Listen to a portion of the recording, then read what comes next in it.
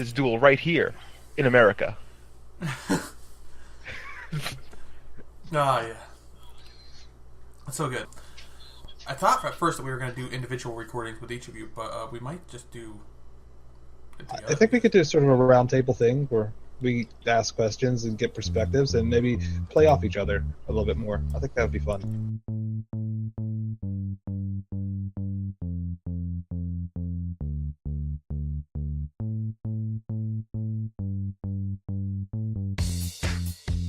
You are listening to Animated Indulgence, the explicit and opinionated podcast where grown men talk about cartoons. Each episode will pick apart, analyze, and dissect an animated series or movie. Warning, there will be spoilers, even potentially for shows and movies that are not the topic at hand. We may watch cartoons, but we don't watch our language. Discretion is advised.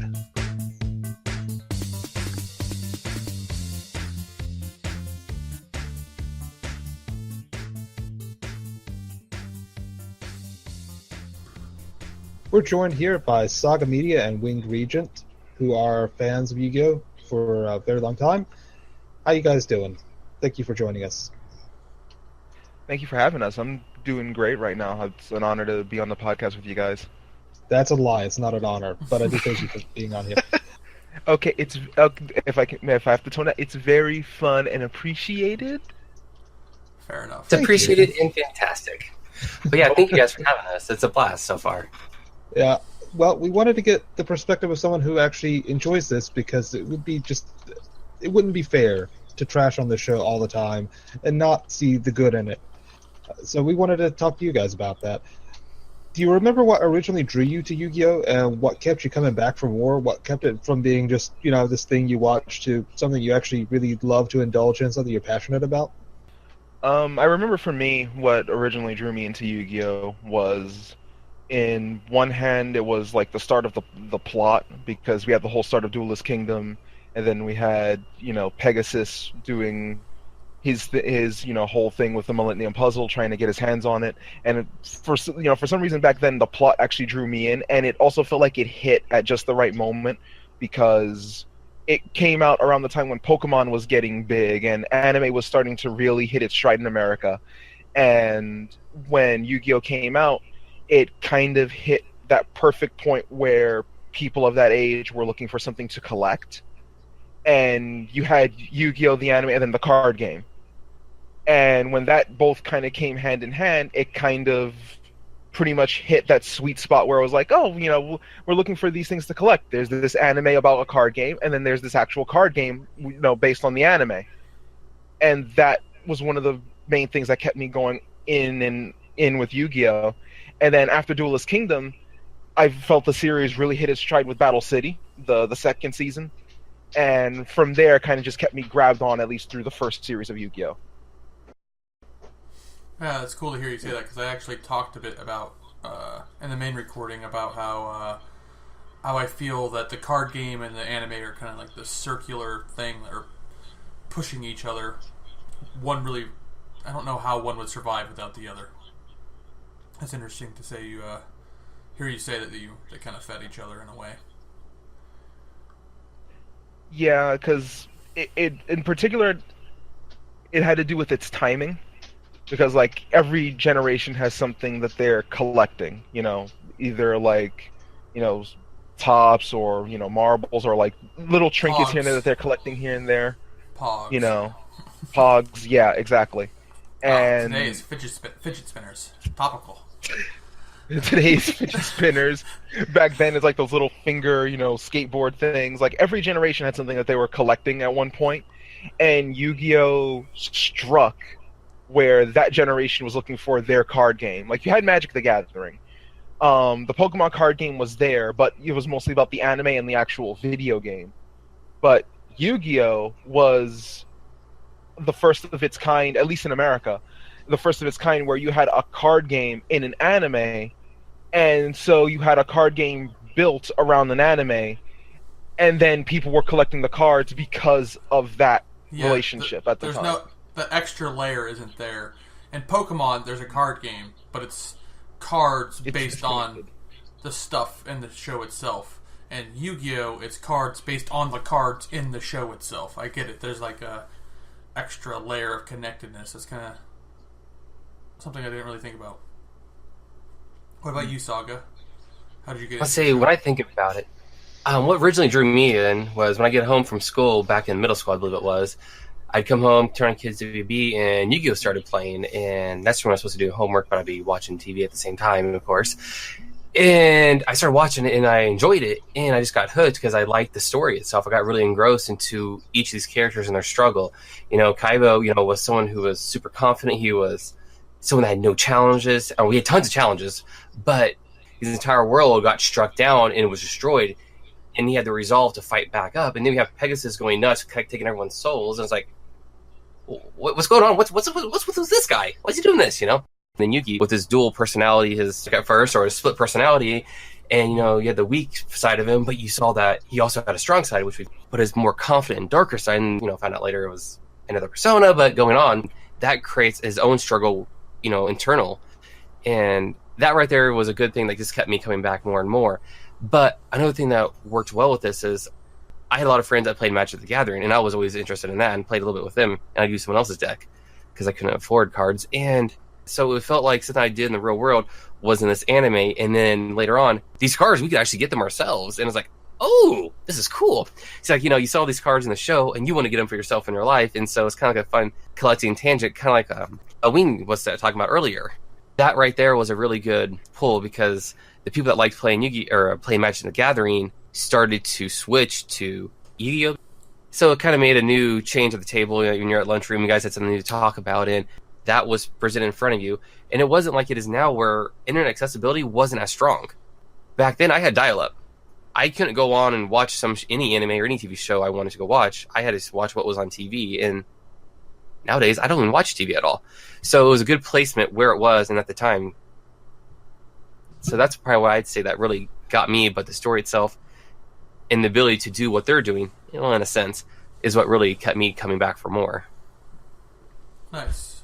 Like a kind of a you had no choice, and it had a real world counterpart.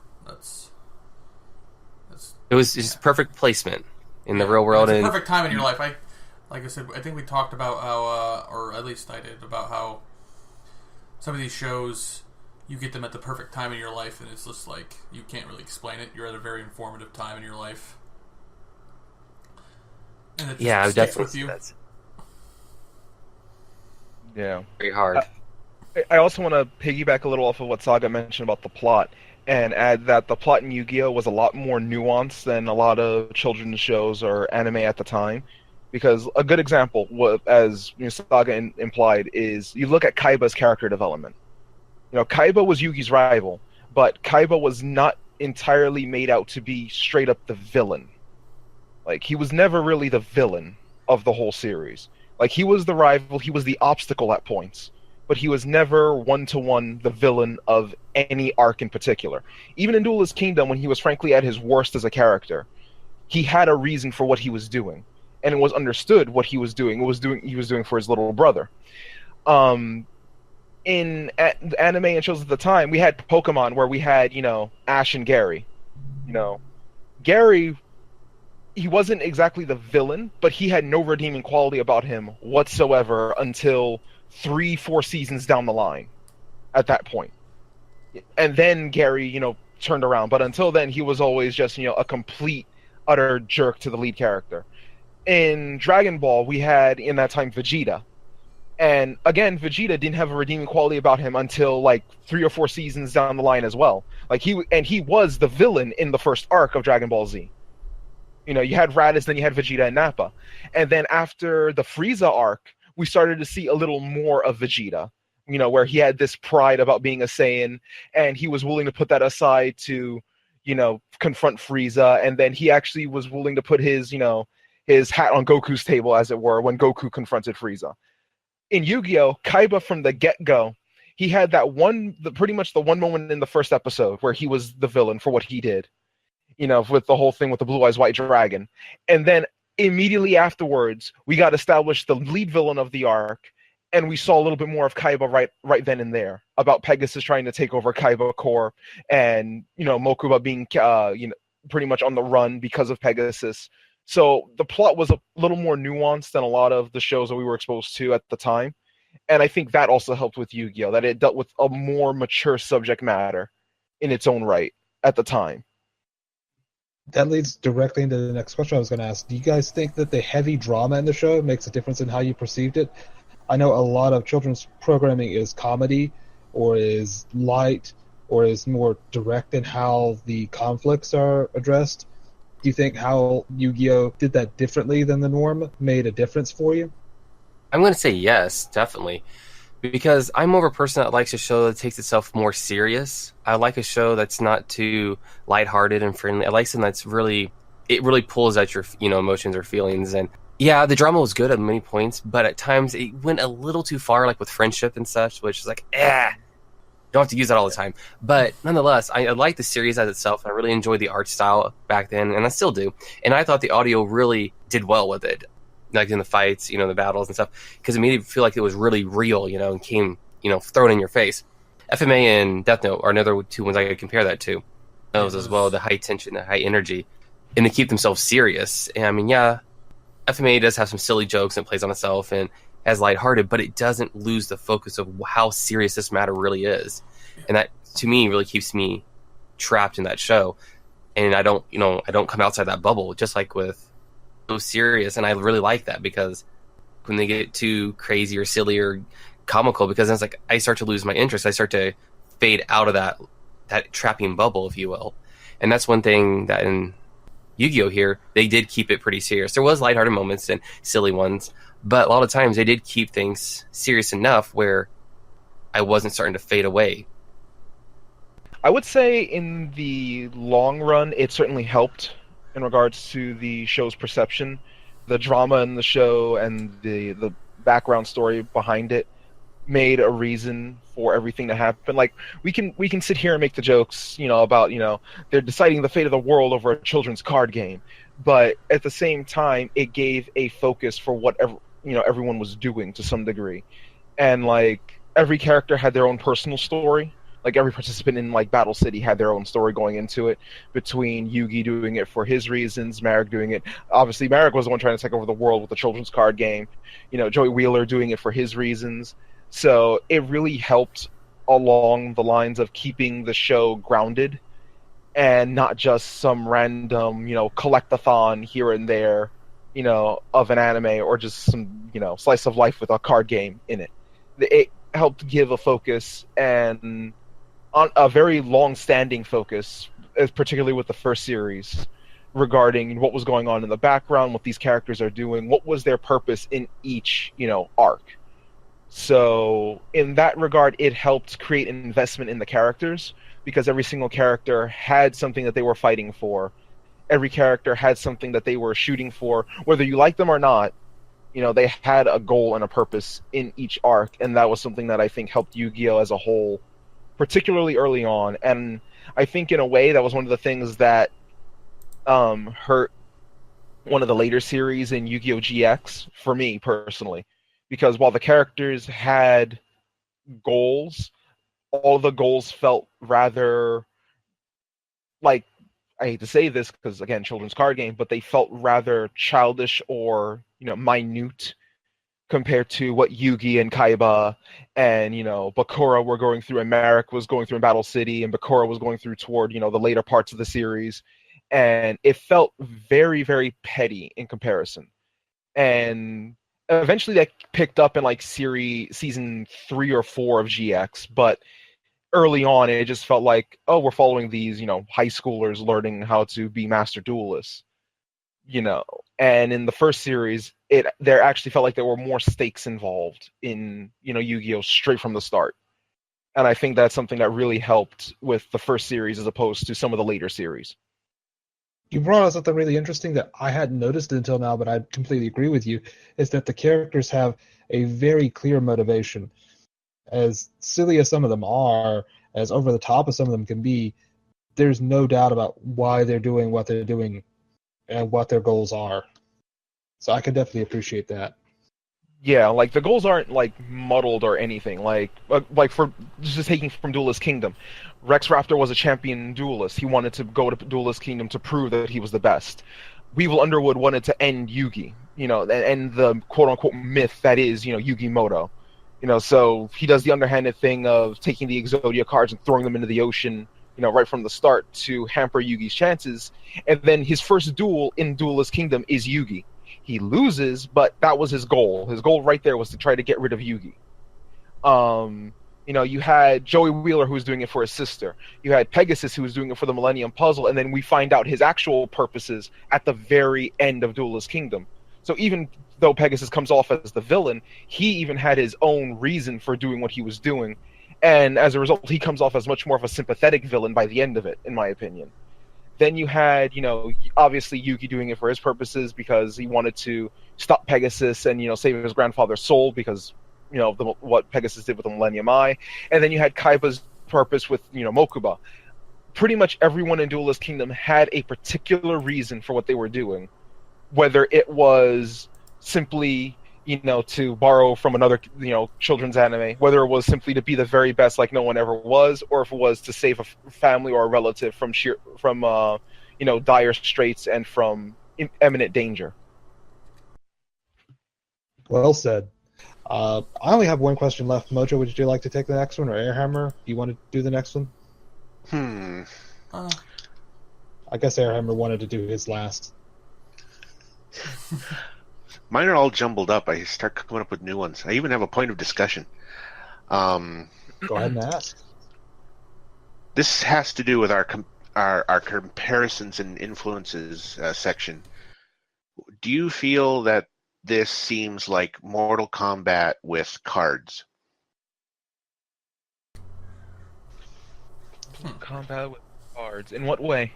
Well, there's a Shadow Realm and a tournament and a handful of people on a rinky boat. Yeah. And you have a guy that steals souls, Shang Tsung, Pegasus. I've seen lots of little ties and influence of small sorts. Like, I swear to God, Pegasus is Sweet Tooth. The Paradox Twins could be Sub-Zero and Scorpion, for all we know. I don't know. I see a connection. I never really thought of that before, but I mean, kind of the same. I will say that as a minor point is that the whole Shadow Realm thing, for the most part, I believe is a US dub only invention. Like, there is bits of Shadow Realm in the original, but because it was handled by 4Kids and they went around the act of censoring certain things here and there, Shadow Realm is loosely mentioned in the original, and most cases of Shadow Realm are usually legit cases of murder.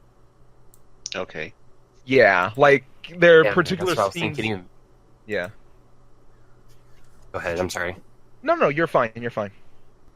Because I saw bits and pieces of the manga, and most of the times they mention like the Shadow Realm in the series, and I remember the reflection over there. It was a form of death. Mm-hmm. On that, from what I remember from the manga side. Yeah, like there's one duel in particular in Battle City where the duelist is a magician, and his deck is magician based. And the concept of the duel is they have their legs chained to the platform, and as their life points go down, there are these two little buzzsaws that cut across. In the English dub, they made the buzzsaws look like energy blades, and when they touched the person, they would quote-unquote send their minds to the Shadow Realm. In the Japanese version, and in the manga, those buzzsaws were actual buzzsaws, and they were threatening to cut the duelist's legs off from under them. Wow. Like the magic trick. Right. Yeah, like the actual magic trick. I'm going to saw your legs off. Yeah, we did some research into, or we did some talk about Season 0, and it's like, holy shit, no wonder that shit's not a kid's show. Oh, no. That stuff's more on par with Full Metal Alchemist or Trigun or Cowboy Bebop type maturity than Yu-Gi-Oh! Forget Mortal Kombat. We're talking about Saw at this point. Yeah. Mm-hmm. That's pretty harsh. I guess I could ask my question. I wanted to ask, what do you guys think of the link between the Yu-Gi-Oh anime and the Yu-Gi-Oh card game? And do you think one could survive without the other, and vice versa? Whichever one. Well, I guess I can start off then. Yeah, you can go ahead. I would say that the anime, I mean, it blatantly cheats from the rules quite a bit. I mean, there's a bunch of silly stuff. They summon cards you can't summon. Their life points, start out differently in multiple seasons. And all right, okay, so fine. Let's say that the anime was playing by a different set of rules than what we have in the real world. In the anime, certain cards may actually gain new abilities or be played in a bit different way. It's like, the continuity kind of fails there on it. But they work hand in hand. I'd say if you didn't have one or the other, they would have fallen a lot sooner. Well, sooner. They haven't really fallen. Yeah, they're still going pretty well. But nonetheless, really strengthen each other. They're really good synergy for one another, and because of that, it pushes it forward. The momentum, it just gives that momentum, just keeps pushing. Look at Pokemon. It's the exact same comparison in my eyes. If you just had one or the other, I think it'd be a lot weaker and it wouldn't be so strong, and the momentum in the fan base just would not be there. I actually mentioned this with Pokemon as well, and I've mentioned that I really feel that Yu-Gi-Oh! The card game and anime are kind of... They're a circle. They cycle on each other. One can't really... They push on each other. But the Pokemon we talked about as well is like a... Maybe three-wheel, like a three-prong. They have a video games as well. That's the biggest prong, obviously. But what do you think, Ringed? I think when it comes to Yu-Gi-Oh! The anime and Yu-Gi-Oh! The card game, at first they were like loosely linked because, as Saga mentioned, they blatantly cheat in Duelist Kingdom. And that's a consequence of Duelist Kingdom being made before the actual card game. And then when the card game came out, they made the anime follow the card game. So from Battle City onward, the actual rules of the card game apply to the anime. And I think that really helped establish that cycle. So now the anime helps with the card game. You see certain deck archetypes in the anime that could be used in the card game, and then the card game comes out with a structure deck based off of that, and then the card game moves on from there, and then they feed off each other from there. It's to the point now where if you watch any of the recent Yu-Gi-Oh! Series, the card archetypes and deck archetypes that are being used in the anime are viable decks in the modern card game. That's they're quite cool. I like that. Yeah, like the decks in the anime now are very much a deck you can use in card game. You probably won't do well in tournaments for obvious reasons because the tournament decks are just another step above. But these are decks that are 40 to 45 cards with the proper balance of monsters, spells, and traps, with the right effects that synergize off each other perfectly, and these cards now actually work well between anime and card game with very little tweaking, if no tweaking at all, needing to be done, as compared to the starter decks that came out for Yugi, Kaiba, Joey, and Pegasus, at the very beginning of Yu-Gi-Oh! So I do think that the anime and card game feed off each other in a way. I don't think it's as tight of a cycle as you can make it out to be, because I still follow the card game, but I don't follow the recent anime series as closely as I used to. But I still follow the card game. But as a general rule, I do think that they do feed off each other to some degree. Fair enough. Want to do the next question, Air or Dais? I got one. Okay, yeah, go. What do you think kept Yu-Gi-Oh! As a 20-year franchise rather than just a fad?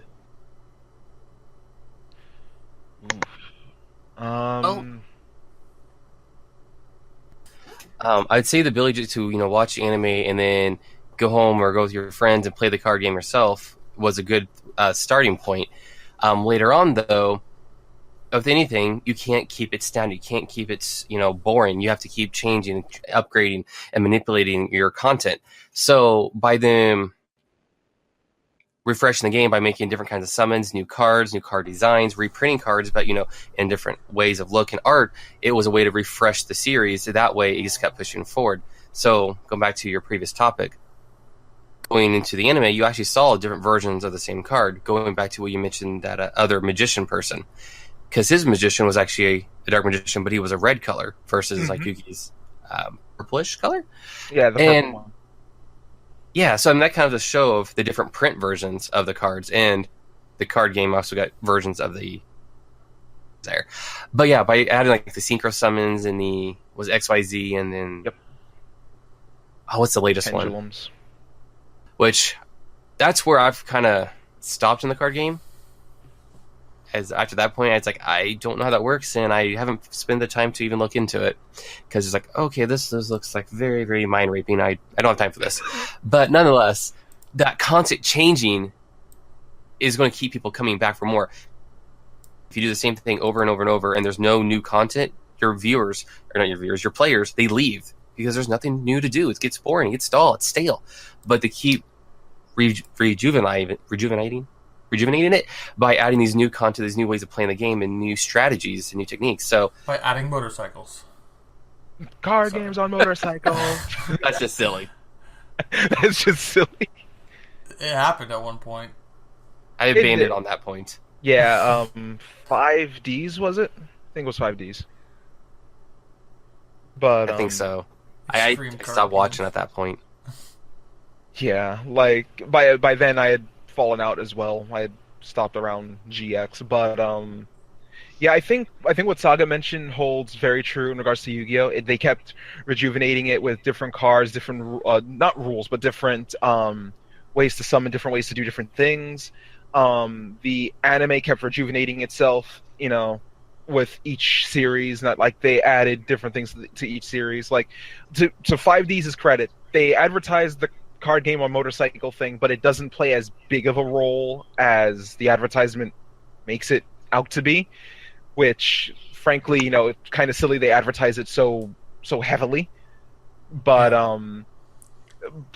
in the long run, I think that really helped with Yu-Gi-Oh! Like a good example as a counterpoint would be something to the extent of Pokemon. I read like this long rant or essay on the Cerebi forums and this guy reposted it on the GameFAQs forums for Pokemon, that there was this long rant about the pretty much the drop off of the Pokemon series, and it's because the Pokemon anime follows pretty much a flowchart. It's Ash does well. Ash gets the prerequisite required to enter that Pokemon League. Ash encounters rival. Ash encounters, you know, female love interest / companion through the series. Ash goes through the series. Ash encounters Team Rocket, and then, or the equivalent of Team Rocket, Magma, Aqua, you know, whichever team it would be for that arc. And then Ash reaches that series Pokemon League, but Ash never wins.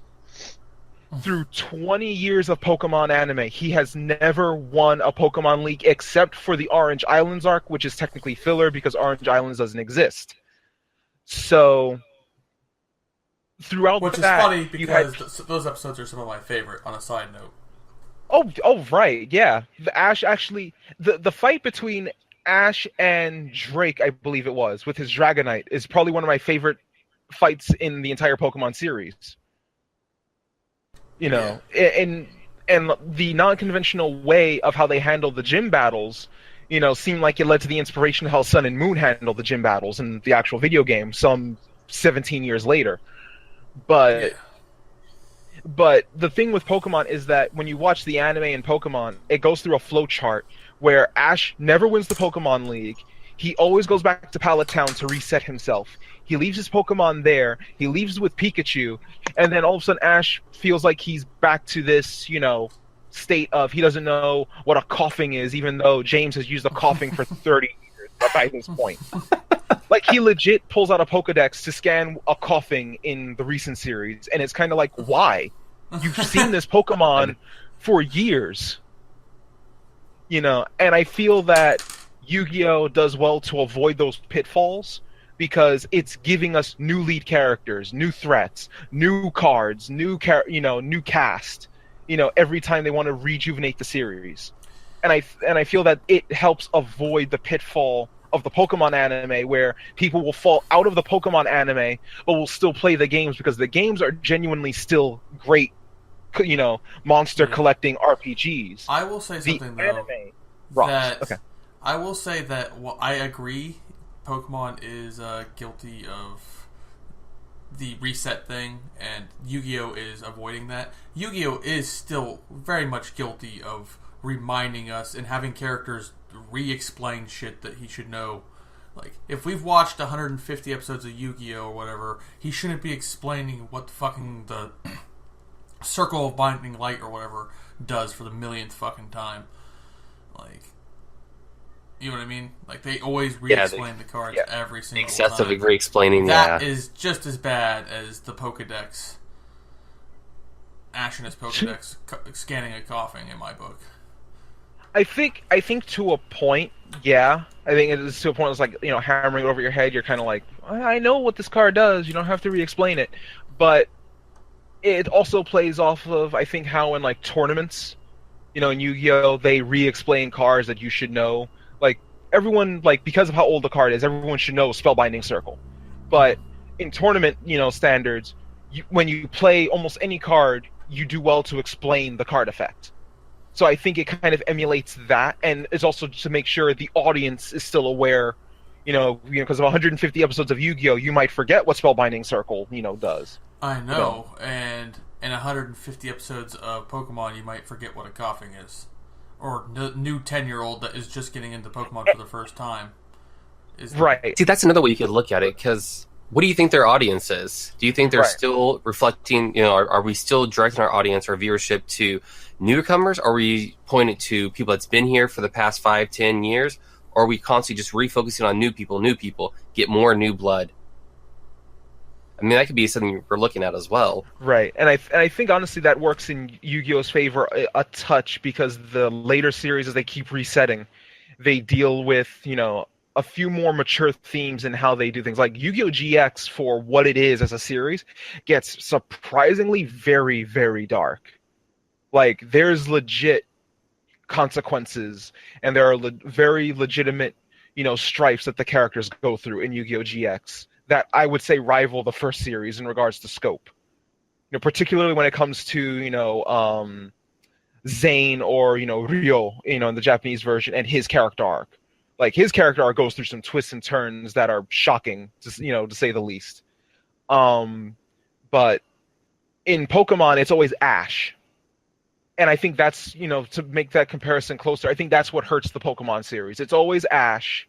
It's always Pikachu, going through the same thing over and over. Mm-hmm. He never wins the league. To be honest, is what makes the Pokemon Generations miniseries so fucking good. Like, they stepped away from only it focuses more on the anime version of the game universe instead of the actual anime, and instead of focusing on Ash, or in this case Red, like it'll do his little adventure, and then the next episode will be like, here's what Blue was doing. Oh, here's Gold's adventure through Team Rocket Space, and like it's so good.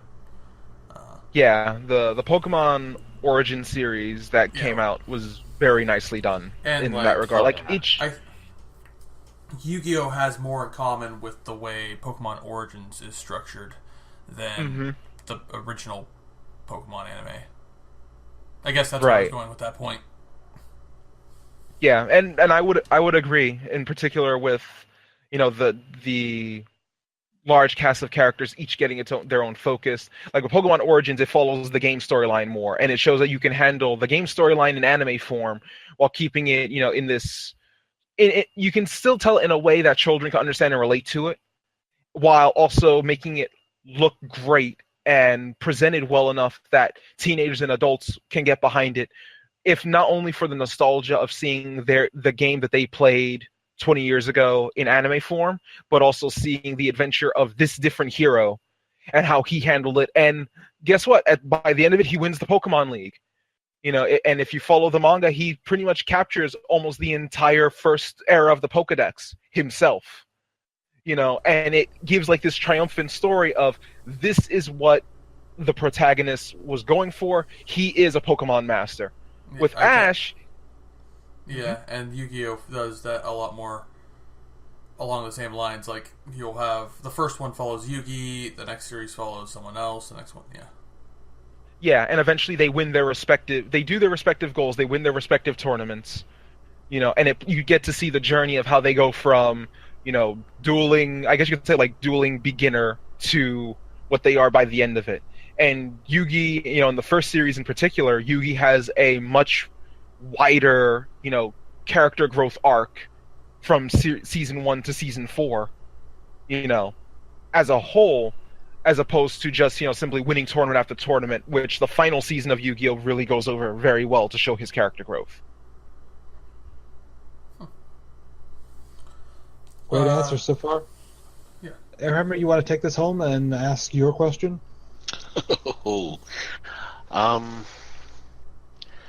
Of the first season, what did you feel was the silliest thing that you saw, whether it's part of the plot, the design, like what ultimately made you want to stop watching? And I guess this can extend on to the further series if you've gone beyond the first.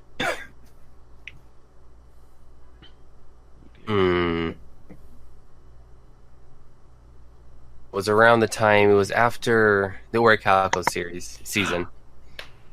Same. After the what season? The German guy, his arc, I guess.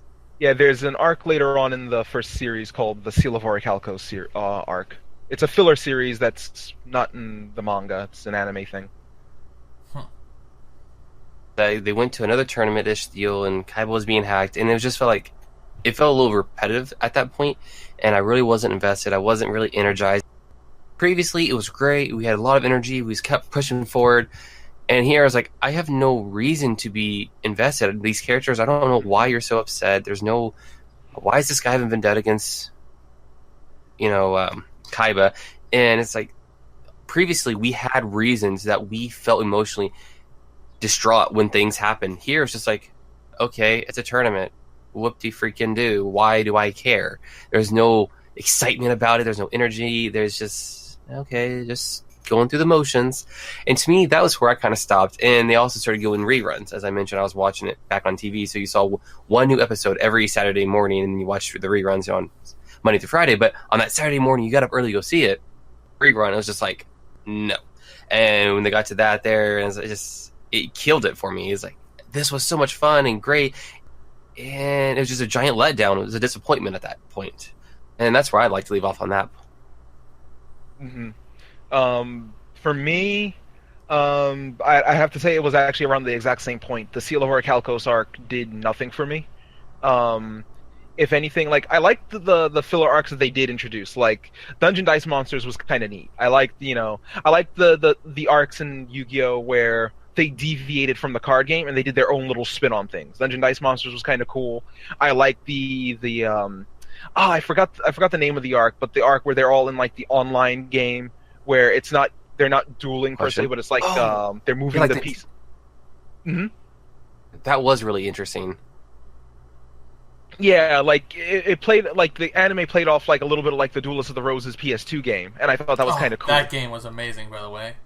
I should have mentioned that in the podcast, and I feel bad that I didn't. That game was my very first PS2 game. Oh, wow. Duelist of the Roses was the very first PS2 game I ever owned. And I played I still have my copy somewhere around here of Duelist of the Roses. I gave my copy to Spader for his collection. Nice. Oh, wow, that's nice of you. But, like, they had, like, these little intricate little arcs where they didn't play by the rules. There was one arc where it played off like an RPG, where, Yugi and them had, like, these pieces of armor, and they were playing it like it was an actual role-playing game online. And that was being run by pretty much the board, of Kaiba Corp that was trying to screw over Kaiba's, investments, if I'm not mistaken. And those arcs were neat.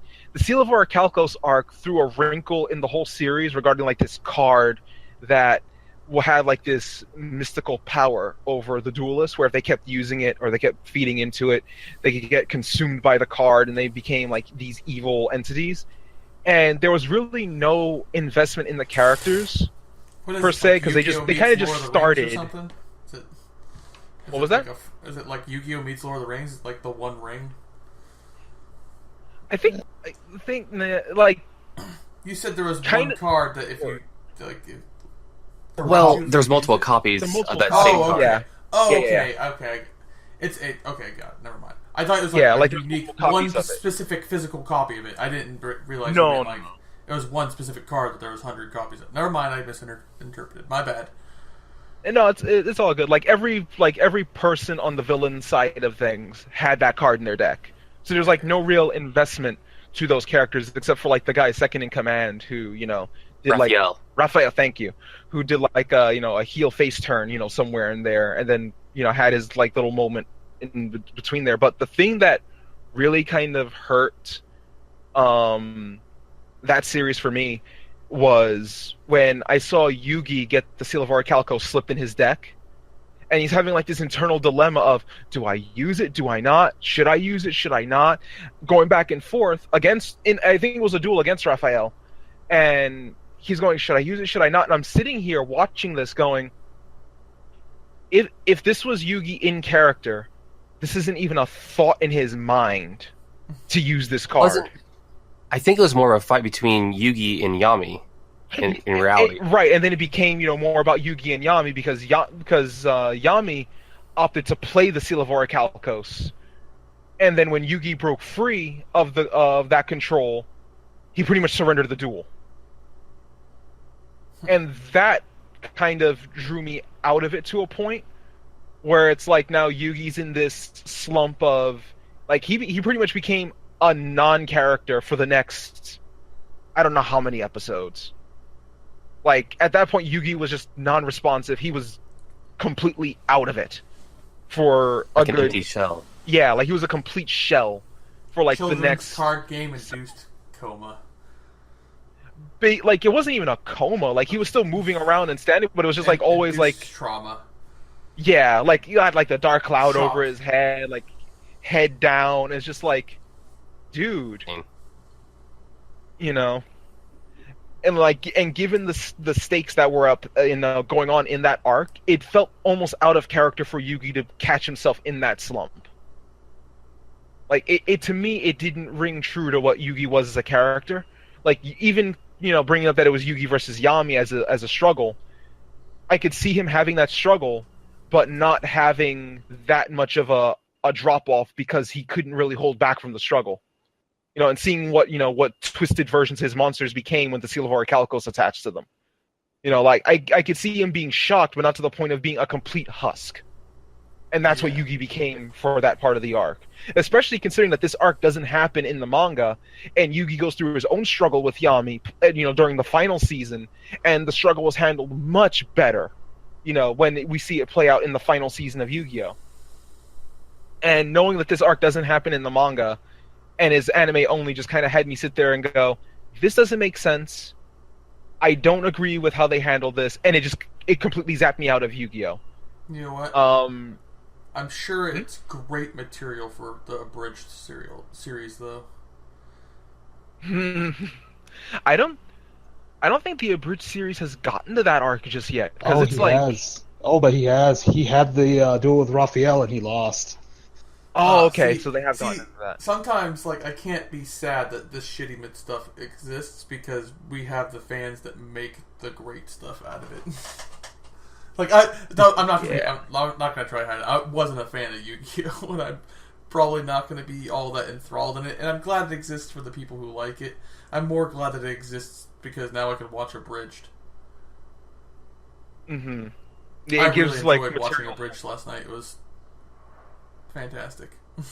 Yeah, it gives material for like even non-fans, like fans and non-fans to appreciate at least the more comedic side. Like you can't take anything like that too seriously, and that applies to any fandom. You have to be willing to laugh at it. Like Dragon Ball Z abridged is fantastic for that sort of thing. Yu-Gi-Oh! Abridged is equally fantastic because how many things you can laugh at. You're deciding the fate of the world, children's card game. Card games on motorcycles. All of that stuff. Yeah. So that helps with it. But yeah, after the Seal of Orichalcos, I dropped off of Yu-Gi-Oh! For a while. I tried to get into Yu-Gi-Oh! GX, but because the English dub never finished GX, I couldn't find myself getting fully invested in GX. It felt like those two series had a point where I dropped off, went back on because I dropped off from Orichalcos, skipped it, and then went into the Grand Prix arc, which was season 3, of the main series. And then in Yu-Gi-Oh! GX, the Society of Light arc happened, and every time I heard Chaz say, quote, "You're going to see the light, the Society of Light," I cringed. Side note, were these shows running congruently? No. Oh, okay. So, it's a successor thing. One show ends, the next one picks it up. Right. They finished... You just happened to be watching them congruently. I wasn't watching them concurrent. Well, no, you're right. When I tried to get back into main series Yu-Gi-Oh! Again, it was concurrent because they were doing reruns of main series Yu-Gi-Oh! Okay. On I just wanted to make sure. Because I was interested in if they ran side by side and like a sister series type thing. Like there's times where Star Trek ran, shows from Star Trek ran at the same time and they crossed over and shit. Or what was the other? Stargate did that as well with Atlantis. Anyway, right. Side thought.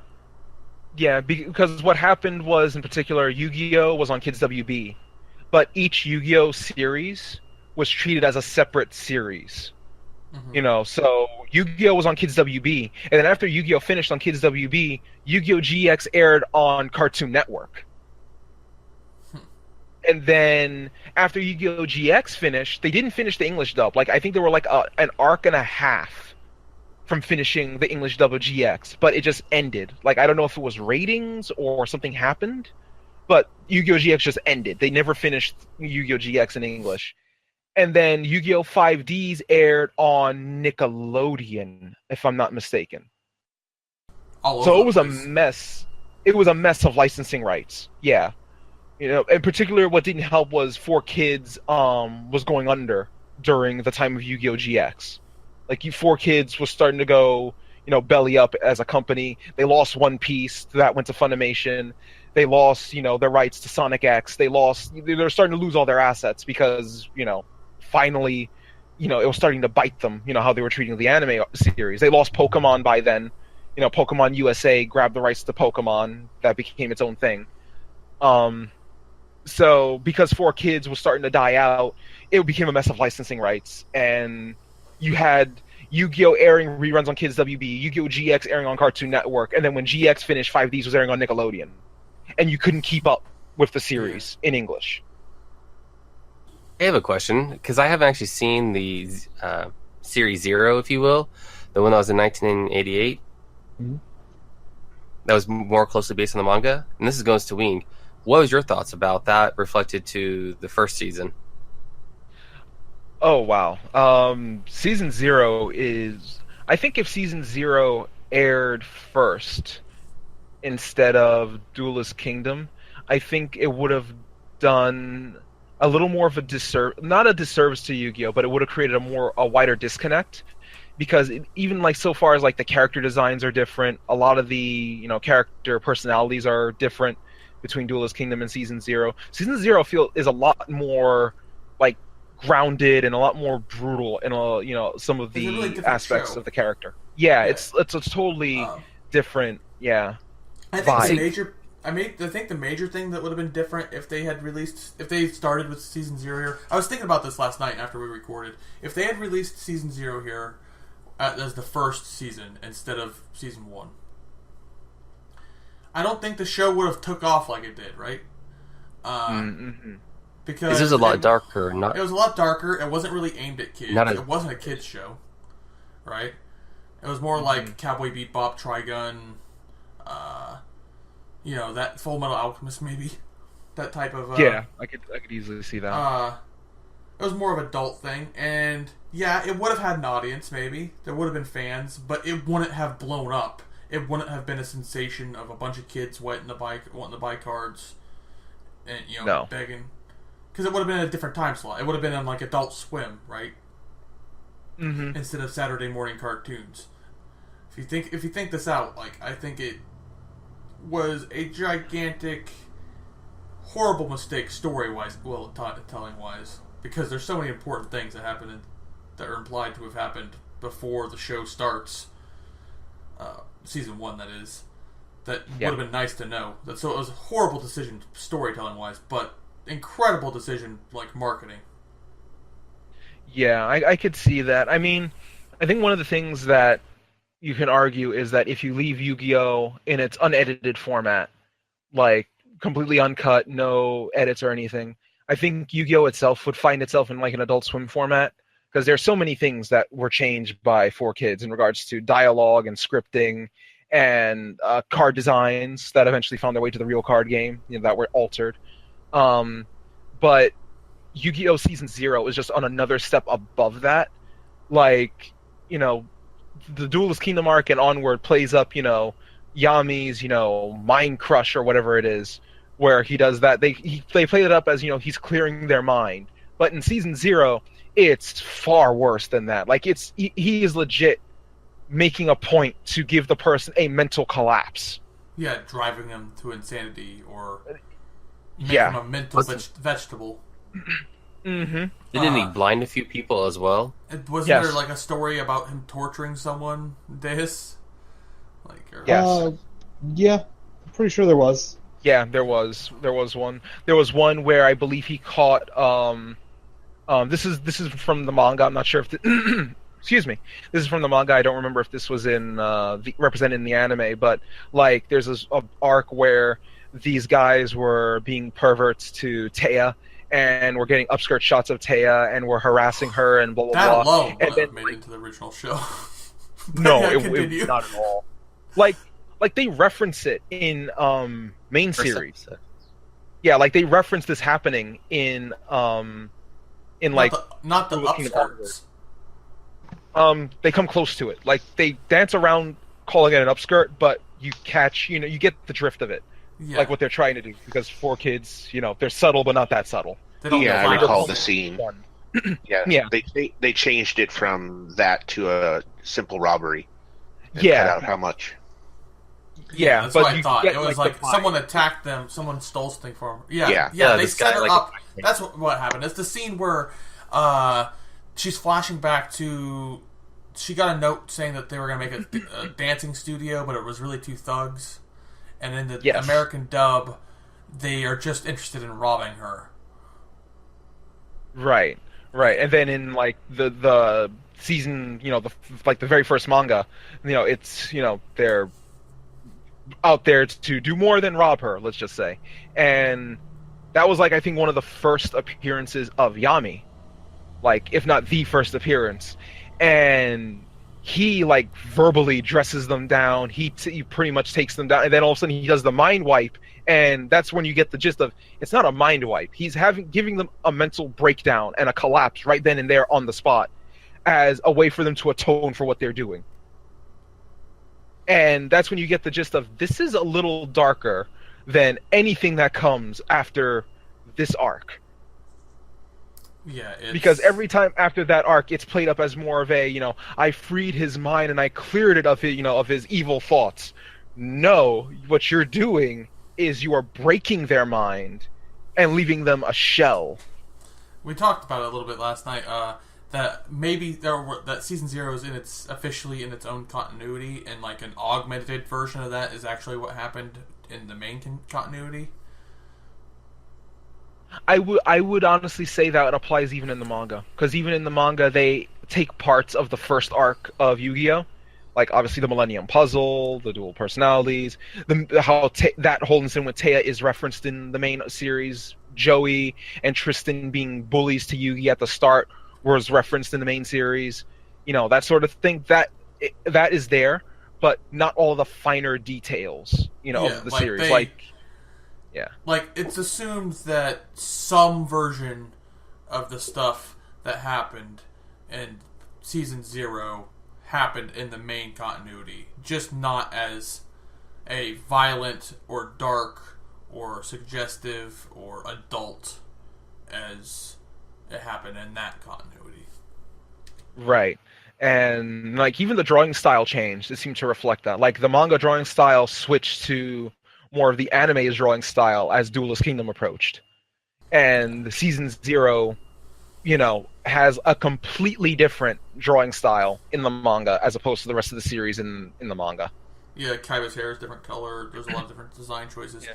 And But like not even just the anime, like the actual manga, like Yami looks completely different in the opening arc of the manga as opposed to what we see now. Like Yami just looks like in the equivalent of season 0 in the manga, Yami looks nothing like what we see him as. Like he looks more like a psyched out, crazed Yugi. Like, his hair is straight up, his eyes are like narrowed and beady. He looks like more like a crazed out, Yugi, as opposed to this tall, adult version of Yugi that we see in the later series. But, he doesn't get taller in the original, manga for, when he goes into Yami form. It's just like this psyched out, bugged out version of Yugi. And even the characters reference it like, this Pipsqueak, just looks a little crazy or something. Like they reference that.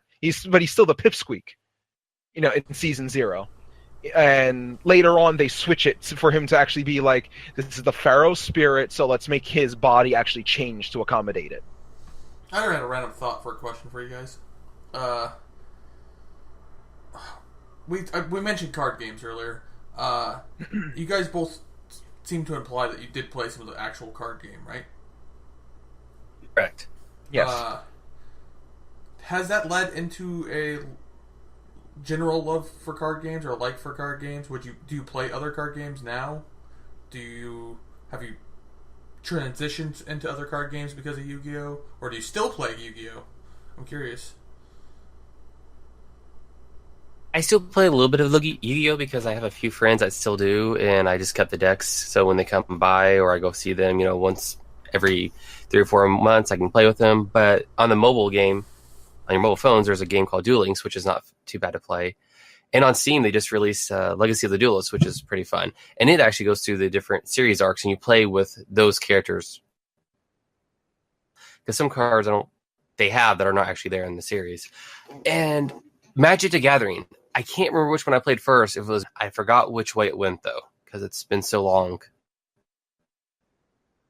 I don't play as much, but I still do every now and then. Yeah, I played Magic myself. I think I played Magic after all the other card games came out because I just wasn't interested in something that serious. I was playing Pokemon because it was a lighter game personally. But lately I'm really quite a tabletop gamer, so I really like some more obscure card games personally.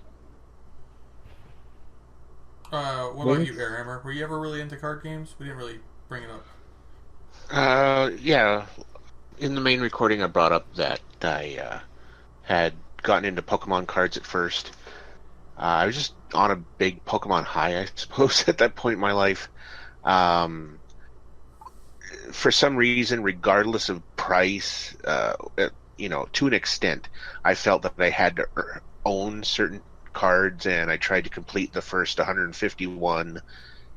And after a while, I just thought, why am I spending so much money on these things?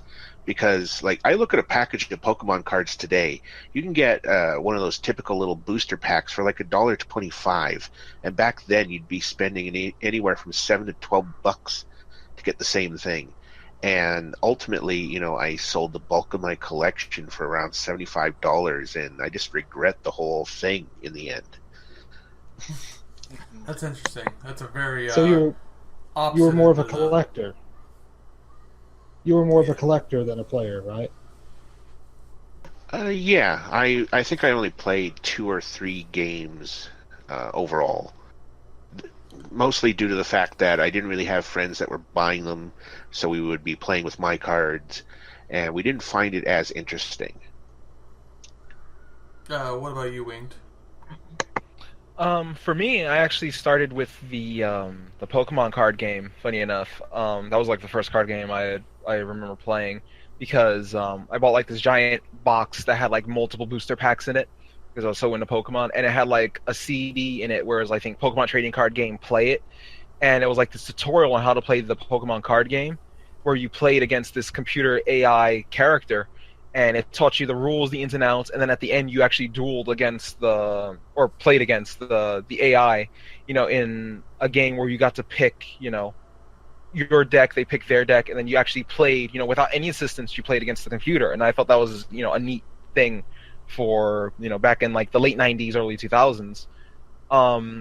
After that, I got into Yu-Gi-Oh! Because of the anime, and that lasted, I think it was from 2001, because, I got in from the very first booster pack, Legend of the Blue Eyes White Dragon. And then I think it was either the Dark Crisis or Pharaoh's Servant set. That was the final booster pack I got in like the mid 2000s. And that was like the last time I actually bought Yu-Gi-Oh cards. I still have my decks and such and my cards here in the room.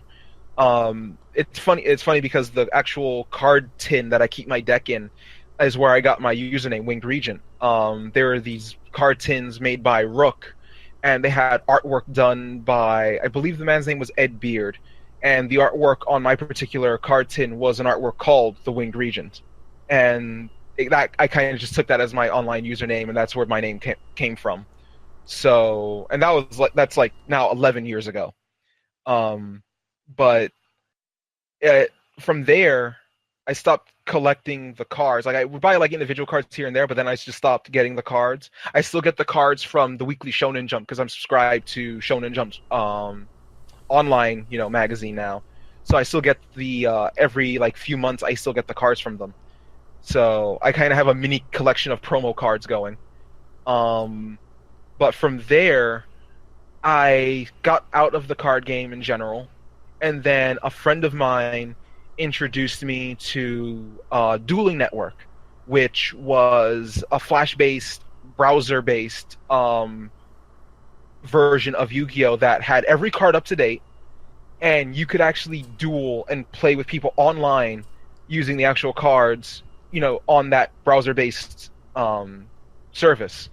And he introduced me to that, and then he introduced me to Dev Pro, which had the bonus of that one was something that you actually downloaded and you actually played with people over a netcode. And while Dueling Network pretty much had people who, you had to rely on the person knowing the rules to get by because it didn't have checks and balances, Dev Pro was programmed like the Yu-Gi-Oh! Mobile games, like the DS games, the PSP games, that actually had, checks and balances for the rules and was programmed to follow the rules of the card game. And that's where I kept up with Yu-Gi-Oh! From that point forward, where we would play that every now and then, and he would show me, like the new cards and how Yu-Gi-Oh's changed from when I played it, because now my deck is completely not viable. Like I still have my deck from 11 years ago. The card game has advanced way beyond my cards. None of my cards are viable to this day. I have very similar stories to yours. I used to play Pokemon when I was very young. Like when it first came out, I don't remember. I must have been like 10. Me and my buddies on the street would play for keeps on cards, but that started leading to we would each ante up a card. Basically, we were playing with ante. Mm-hmm. And we would play for keeps and we'd done cards, but we were 10-year-olds and it'd start too many arguments, and our parents all fucking grouped up to ban that shit. Like, no, neighborhood, no, we can't do it. No fucking playing, no playing for keeps.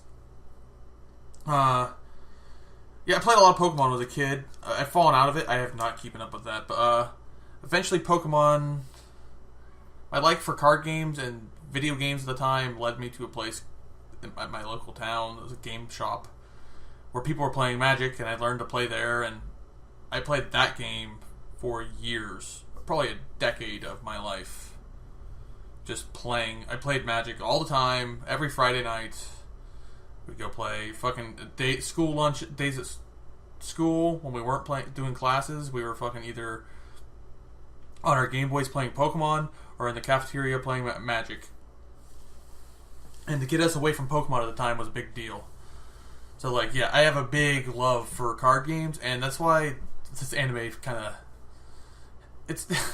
Maybe it's just the first season, I know, but it doesn't really hold to a actual card game. It's really poorly done, so it's kind of disappointing in that. But yeah, I never really touched Yu-Gi-Oh! Though.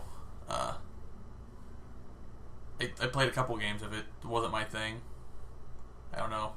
I just was in love with Magic at the time. It didn't stick. I played Magic for years and years and years, though. Went to tournaments. I never did really well, but I went to tournaments. It was fun. I stopped playing though when I realized I can't afford this habit anymore. Mm-hmm. That right there's a big part. It's so expensive. It's yeah. But recently I have been more into what was it you called them? Dais. They're card games that are structured around, instead of buying booster packs and hoping to collect all the cards or buying them aftermarket, you just buy entire sets and you get every card in the set, and you get to build your deck out of that. Yeah, there's a few games like that. A few different companies are starting to use that format. I think the biggest player in that is Fantasy Flight with their living card games. Yeah, that's the term I was looking for, living card games. And yeah, we also recently, both Dais and I recently got the Mega Man card game, Pixel Tactics card game, which is really neat. And you don't have to buy boosters. You don't have to go out of your way to buy, hunt down rare cards or anything. You get a whole set, and that's what you play with. It's more like a board game. When you buy Monopoly, you don't have to buy Monopoly booster packs. Yeah, it's simply a card game, no collectible to that. Yeah, exactly. I guess that's the point I'm getting across. I can't do collectible card games anymore. I just want the card games. And that's why tools like Magic Workstation, you mentioned earlier you had, what was it that you called it? They let you play Yu-Gi-Oh! Online with your friends, and you had the entire library of cards? It was Dueling Network, which was the Flash browser-based one, which got shut down last year, and there was DevPro, which had its own internal drama, but I think it's still around in some form. Yeah. For you, DevPro was to you what Magic Workstation was for me. I played so much Magic on Magic Workstation, and I used it to play test decks, because I would go to tournaments with hopes of being really good at it and fucking maybe winning money. I did win some money from time to time, but nothing really giant. But, yeah, tools like that are incredibly powerful for play testing. When you're talking about, like, building decks that are going to cost, like, $100, right, or $200, and you want to know that it's actually a good idea and play test it out against different scenarios and different play styles before you invest the money in it, those tools are really, really good and powerful and helpful. It was. Go ahead. I was about to say, it's always like a great thing when like technology, as the series advances, like you have the anime and you have the card game, and then you have to pretty much be local in that scene to get into the card game, and then as technology advances while the series is growing, or even if the series is plateaued by then, you have online services to enable you to play online with friends without having to spend hundreds or maybe thousands of dollars on cards just to keep up with the competitive meta. Because of Konami doing like the ban list, like every, I think 6 months they'll change like the ban list and what's allowed, what's not, what's limited to one per deck. And then you look at it and go, I spent $50 for this one card, and now you're telling me I can't use it because reasons. Oh, you're talking like standard, man. Standard is thing that it's a purposeful thing to keep cards rotating, keeping you new sets. And Magic, right, for people that don't know, there's different formats. There's the legacy formats, which are anything goes. You could play almost any card. There's different sub formats where you could only play cards from this date to this date. But standard is the 3 most recent like sets. As soon as a new set comes out, the oldest of those 3 drops off, and you're not allowed to use anything beyond the 3 most recent sets. And this is the most competitive front in Magic. This is the most the place where you get the most spotlight. If you want to go into Magic and be a competitive player and like be known for hey, I'm good at Magic, and go to tournaments and win money, you want to play standard, and it's made. And the structure of it is purposely made to keep you buying new cards. It is. Yeah. Like, for Yu-Gi-Oh! Konami, okay.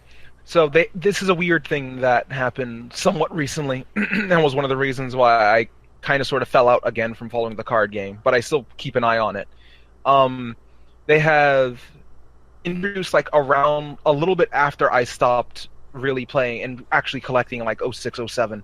They introduced what they call the advanced format. So there's two formats, traditional and advanced.